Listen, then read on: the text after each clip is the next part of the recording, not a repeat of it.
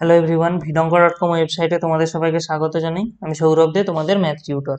এখানে যে প্রশ্নটি রয়েছে, একটি পরিবারে 4জন শিশু আছে, 4জনের জন্ম তারিখ বিভিন্ন দিন হওয়ার সম্ভাবনা কত?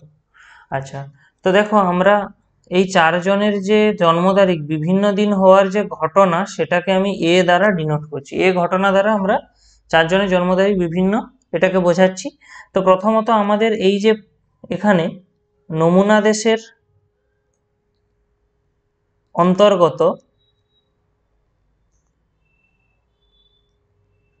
নমুনা দেশের অন্তর্গত সমভাবে সম্ভাব্য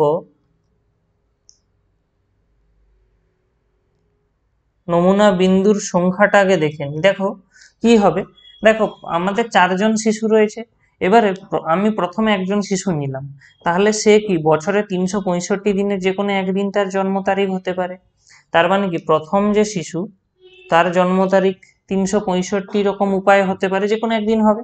একইভাবে দ্বিতীয় যে শিশু তারও এই 365 দিনের যে কোনো একটা তার জন্ম তারিখ হবে। ঠিক একইভাবে এভাবে আমরা 4টা শিশুর জন্যই পাবো। অর্থাৎ আমরা অ্যাকচুয়ালি পাবো এখান থেকে যে 365 টু দি পাওয়ার 4। এবারে আমাদের প্রশ্ন কি বলেছে, 4জনেরই জন্ম তারিখ বিভিন্ন দিন হওয়ার সম্ভাবনা হতো। তো 4জন শিশু আছে, আমি এখানে লিখে নিচ্ছি 1, 2, 3 ও 4। তাহলে প্রথম যে শিশু সে 365 দিনের যে কোনো একদিন মানে তার জন্ম তারিখ হতে পারে, অর্থাৎ এর জন্ম তারিখ হওয়ার যে ফলাফল সেটা 365 আছে।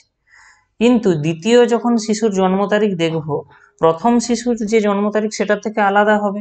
তাহলে 365 থেকে 1 বিয়োগ হয়ে যাবে, কারণ যে দিন প্রথম শিশু জন্ম তারিখ সেদিন নিশ্চয়ই দ্বিতীয় শিশুর নয়। তাহলে আমাদের কতগুলো উপায় আর বাকি থাকলো? 364টি উপায় বাকি থাকলো। এবারে দেখো প্রথম শিশুর এই 365 যে উপায় রইল, তার প্রত্যেকটির জন্য আমাদের দ্বিতীয় শিশুর 364টি জন্ম তারিখ থাকছে, কারণ 364টির মধ্যে যে কোনো একটা হবে। ঠিক একইভাবে তৃতীয় শিশুর দেখো প্রথম ও দ্বিতীয় জনের যে জন্ম তারিখ সেটা বাদ দিয়ে একদিন হবে, মানে কি 365 থেকে 2 দিন কমে যাচ্ছে, অর্থাৎ আমরা এখানে পেয়ে যাচ্ছি 363। এবং চতুর্থ শিশুর যখন নির্ণয় করব, তখন এই প্রথম 3জনেরই তিনটে যে জন্ম তারিখ, সেই 3টি জন্ম তারিখ বাদ হয়ে যাবে।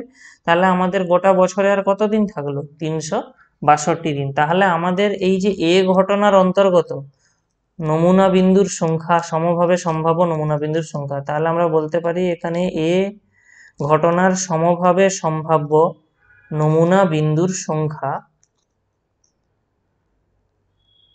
হলো এই অংশটা।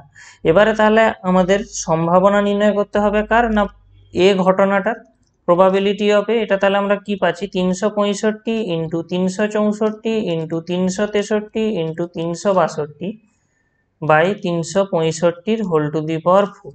তাহলে আমরা বুঝতেই পারছি হর এবং লবের 365 একটা করে কেটে যাবে। তাহলে আমরা পেয়ে যাবো 364 ইন্টু 363 ইন্টু 362 বাই 365 এর কিউব। তাহলে আমাদের যে অ্যাকচুয়াল সম্ভাবনা এ ঘটনা ঘটার সেটা হলো এইটা। যেহেতু আমরা বুঝতেই পারছি এটা অ্যাকচুয়ালি ক্যালকুলেট করলে খুব জটিল সংখ্যা আসবে, সেই কারণে আমরা এই যে ফর্মটা এতেই অ্যান্সার রাখতে পারি, এখানে কোনো অসুবিধা নেই।